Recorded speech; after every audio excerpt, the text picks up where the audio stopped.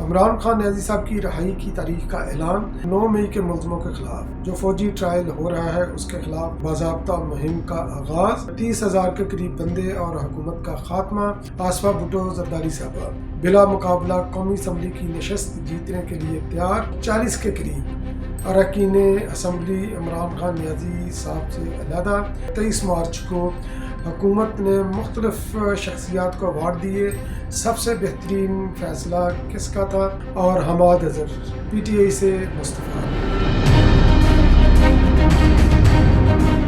السلام علیکم، اپنے چینل دستک ود افتخار مرزا کے ساتھ آٹوا کینیڈا سے آپ کی خدمت میں حاضر ہوں۔ گزارش ہے کہ میرے چینل کو سبسکرائب کریں اور اپنی قیمتی رائے سے مسفیز کریں۔ تو سب سے پہلے میں ذکر کرتا ہوں آصفہ بھٹو زرداری صاحبہ کا ہی۔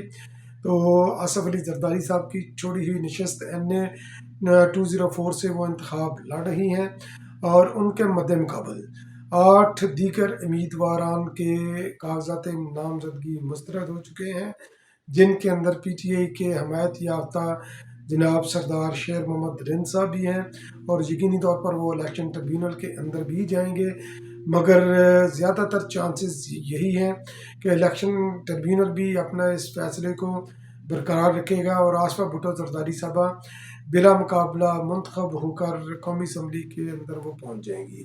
تو اب آ جاتے ہیں حماد اظہر صاحب کی طرف۔ حماد اظہر صاحب روپوش ہیں کافی عرصے سے اور 9 مئی کے حوالے سے بھی وہ ملزمان میں وہ ان کا شمار ہوتا ہے۔ تو انہوں نے نامنو مقام سے انہوں نے استعفیٰ دے دیا، اپنے ٹویٹر کے ذریعے انہوں نے استعفیٰ بھیجا۔ انہوں نے بولا کہ میں پارٹی کو ڈیفینڈ کرنے کے قابل نہیں، فرنٹ پر آنے کے قابل نہیں، میں خود روپوش ہوں، تو یہ جسٹیفیکیشن میرے لیے نہیں ہے کہ میں پارٹی کا عہدہ برقرار رکھوں۔ عمران خان نیازی صاحب میرے لیڈر ہیں، مگر میں پارٹی کی بحثیت عہدے دار اپنی ذمہ داری نہیں لے سکتا۔ میں حتیٰ کہ میں نے اپنے بیوی بچے بھی ان کے جو ہے نا وہ بھی باہر بیٹھے ہوئے ہیں، تو انہوں نے وہ بھیج دیے، اس چیز کا بھی انہوں نے اعتراف کیا۔ تو جبکہ عمران خان نیازی صاحب نے جو خبریں زیر گردش انہوں نے استعفیٰ جو ہے نا وہ مسترد کر دیا ہے ان کا۔ تو دیکھتے ہیں تو وہ منظر عام پر آتے ہیں یا نہیں آتے، چونکہ منظر عام پر پی ٹی آئی کے 9 مئی کا جو انہوں نے کانٹ کیا تھا تو اس کے ریاست کے خلاف جو انہوں نے دہشت گردی کی تھی، اس کے بعد اکثریت جو ہے نا پی ٹی آئی کے مرکزی رہنماؤں کی وہ روپوش ہو گئی ہے، یا روپوش ہو گئی ہے یا پی ٹی آئی کو چھوڑ چکی ہے یا پھر وہ سامنے آئی ہے تو جیلوں کے اندر ہے۔ تو بہرحال اس وقت پی ٹی آئی 9 مئی کا جو انسیڈنٹ کر کے ریاست کے خلاف دہشت گردی کر کے سرکاری املاک کے اوپر، فوجی تنصیبات کے اوپر حملہ کر کے اس وقت دلدل میں پھنسی ہوئی ہے، اور دلدل میں یہ پھنسی ہوئی ہے، مگر یہ کہ دلدل میں پھنسنے کے باوجود وہ اس طرح جب وہ شروع کے اندر جب انہوں نے 9 مئی کا واقعہ کیا تھا اس وقت یہ کہہ رہے تھے کہ ہم نے جناب بہت بڑا مارکا مارا ہے، اور عمران خان نیازی صاحب کی گرفتاری کے بعد یقینی طور پر یہ ہوا تھا۔ اور جب عمران خان نیازی صاحب کو 10 مئی کو پیش کیا گیا عدالت کے اندر، ان کو جناب ضمانت میں ملی، تو اس وقت عدالت کے اندر انہوں نے یہ اعتراف کیا تھا کہ اگر مجھے دوبارہ گرفتار کیا گیا تو 9 مئی سے زیادہ سنگین رد عمل آئے گا، اور مختلف موقعوں کے اوپر ان کے رہنماؤں نے اعتراف بھی کیے، ان کے جناب وہ سارے ٹانڈے مل رہے ہیں کہ یہ 9 مئی کا واقعہ انہوں نے خود کیا، یہ سوچی سمجھی سازش تھی، یہ عمران خان نیازی صاحب کا جو ہے نا وہ ایک ذہن سازی تھی جو لوگوں نے ذہن سازی کر کے، اور اس کا ٹرائل انہوں نے یہ 14 اور 15 مارچ کو کیا تھا، تو یہ 9 مئی کا واقعہ یہ اس طرح یہ ہوا تھا۔ اب چونکہ حسام نیازی صاحب کا یہ ٹرائل بھی فوجی عدالتیں میں ہوا، اب سزا سنانی جو ہے نا یہ باقی ہے، تو پی ٹی آئی کے پلیٹ فارم سے اوپر مختلف جو ہے نا یہ لوگوں نے ویڈیوز اپلوڈ کرنی شروع کی ہیں اس فوجی ٹرائل کے خلاف، جو ہے نا یہ مہم شروع کی ہے کہ یہ غیر آئینی ہے، یہ غیر قانونی ہے، ایک سویلین کا ٹرائل فوجی عدالتوں کے اندر نہیں ہو سکتا۔ تو جب فوجی تنصیبات کے اوپر جب حملہ کیا جائے گا تو یقینی طور پر ٹرائل تو فوجی عدالتوں کے اندر ہی ہوگا۔ تو مختلف ویڈیو اس کے اندر مختلف خواتین کو وہ سامنے لا رہی ہے جو کہ بڑی معصومیت سے یہ اس 9 مئی کے واقعہ کو یہ کہہ رہی ہیں کہ یہ فالس فلیگ آپریشن تھا۔ فالس فلیگ آپریشن کیا تھا؟ یہ اس طرح آپ لوگوں کے جو پی ٹی آئی کے فالوورز ہیں ان کو تو یہ قائل کر سکتے ہیں، وہ تو آلریڈی قائل شدہ ہے، مگر عام آدمی کو آپ قائل نہیں کر سکتے۔ عمران خان نیازی صاحب کی آپ تمام تقاریر اٹھا کر دیکھ لیں किस तरह उन्होंने लोगों की जहन साजी की, लोगों को प्रवोक किया। मुराद सईद की ऑडियो है, मुख्तलिफ रहनुमाओं की ऑडियो आपको वीडियो ऑडियो मिल जाएंगी जिसके अंदर वो प्रवोक कर रहे हैं। और हसाम नियाजी को चूँकि इस वक्त ये सज़ा अनाउंस होने वाली है उसके ख़िलाफ़, तो हसाम नियाजी को जनाब ये बना रहे हैं कि ये उसके ख़िलाफ़ जो है ना ये सज़ा नहीं होनी चाहिए, चूँकि फ़ौजी ट्रायल के अंदर, फ़ौजी अदालतों के अंदर सिविलियन का ट्रायल नहीं है।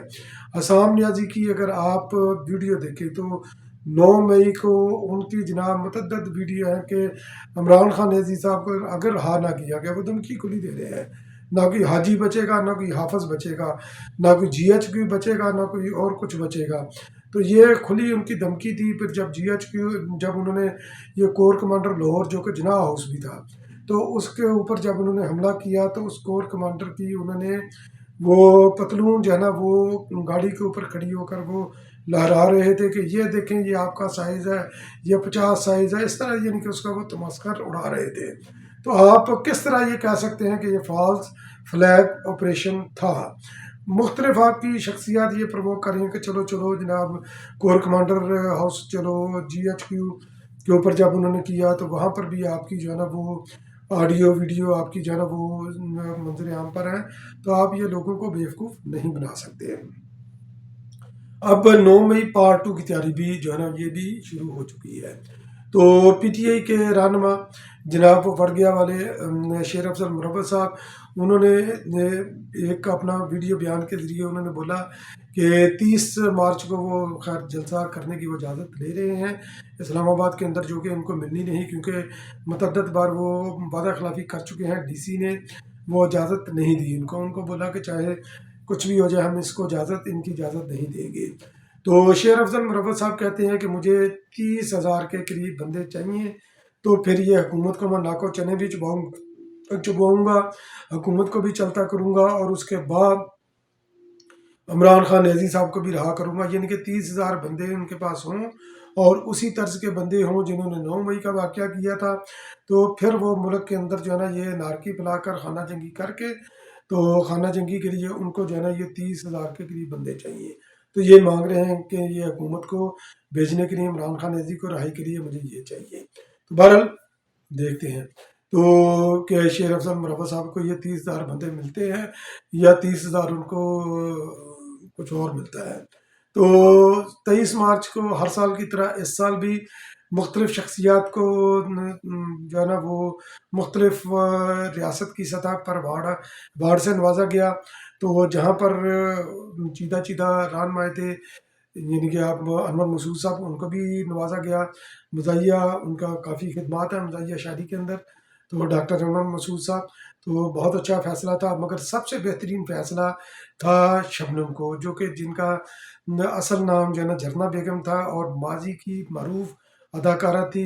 पाकिस्तान जब बांग्लादेश पाकिस्तान से अलहदा हुआ तो बुनियादी तौर पर वो बंगाली थी, तो उन्होंने पाकिस्तान रहने को उन्होंने तरजीह दी। पाकिस्तान की फिल्मों के अंदर उनका एक नाम था, उस दहाई के अंदर 70-80 की दहाई के अंदर उनका बेहतरीन उनका नाम था। मगर एक बदकिस्मत वाक़या हुआ, और उस बदकिस्मत वाक़या के बाद ज़ियाउल हक के दौर के अंदर तो रेप केस हुआ। शबनम रेप केस बड़ा मरूफ केस था, और वो करने वाला कौन था? वो फ़रूक बदयाल था। फ़रूक बदयाल PTI का रहनुमा इस वक्त है, तो स्टूडेंट रहनुमा था उस वक्त। तो उसने ये वाक़या किया। उसके बाद क्योंकि ज़ियाउल हक का दौर था, और ज़ियाउल हक ने ये कवानीन भी कुछ इस तरह के बना दिए थे कि जिसके साथ रेप हो वो एविडेंस वो लेकर आए। तो इसलिए वो एविडेंस वो विक्टिम जो है ना ये कहाँ से लाएगा? अगर वो विक्टिम एविडेंस नहीं ला सकता तो फिर उसको संसार किया जाएगा। तो खैर शबनम बेगम साहबा ने, जो कि मंजी हुई अदाकारा थी, पाकिस्तान का एक बेहतरीन नाम थी, उन्होंने बांग्लादेश जो है ना वो वापस उन्होंने जो है चली गई। वहाँ पर उन्होंने सुकूनत अख्तियार कर लिया, और हुकूमत पाकिस्तान ने उनको 17 इम्तियाज़ दिया। ये एक बेहतरीन हुकूमत का फ़ैसला था कि वो ज़ख्म जो पाकिस्तान ने शबनम बेगम साहबा को दिया था, तो उस ज़ख्म के ऊपर मरहम रखने के लिए उनको पाकिस्तान का बेहतरीन अवार्ड 17 इम्तियाज़ दिया। हुकूमत का बेहतरीन फ़ैसला था, और मुमकिन है कि इस तरह उनके कुछ ज़ख्मों का, उनकी तलख़ यादों का जो है ना वो मुदावा हो सके, उनके ऊपर जो है ना मरहम रखा जा सके। तो अब आ जाते हैं जनाब, जो 40,000 के करीब 40 के करीब पंजाब अरकान पंजाब असम्बली वो पीटीआई को छोड़ चुके हैं। ये कोई और नहीं कह रहा है, ये जनाब कह रहे हैं, जनाब शेर अफसल मुरब्बा साहब वो कह रहे हैं कि उन्होंने पीटीआई से 40 के करीब पीटीआई के हमायत याफ्ता अरकान पंजाब असम्बली के अंदर जो है उन्होंने इमरान खान नियाज़ी साहब से अलीहदगी इख्तियार कर दी है। इस खबर के अंदर हकीकत कितनी है या कितनी नहीं, ये शेर अफसल जाने और उनके हमायत याफ्ता जो है ना ये अरकान जाने। इसके बारे में मैं कुछ नहीं कह सकता, क्योंकि वो कोई भी मुसद्दक़ा खबर किसी भी ज़राए से इस तरह की नहीं है। अब इमरान खान नियाज़ी साहब की रहाई की खबर। इमरान खान नियाज़ी साहब की चूँकि जब जब से ये गिरफ़्तार हुए हैं तो मुख्तलिफ जो है ना ये तारीख आती रही हैं कि इस तारीख को इमरान खान नियाज़ी साहब रहा होंगे, इस तारीख को हो जाएंगे, इसको हो जाएंगे, इसको हो जाएंगे। तो ये डेटें, ये तारीखें जो है ना ये आगे आगे चलती गई हैं। अब जो है ना ये 25 रमज़ान की तारीख, 25 रमज़ान मुबारक की तारीख को इमरान खान नियाज़ी साहब रहा हो जाएंगे। ये खबर जनाब दी है जनाब अली मोहम्मद खान साहब ने।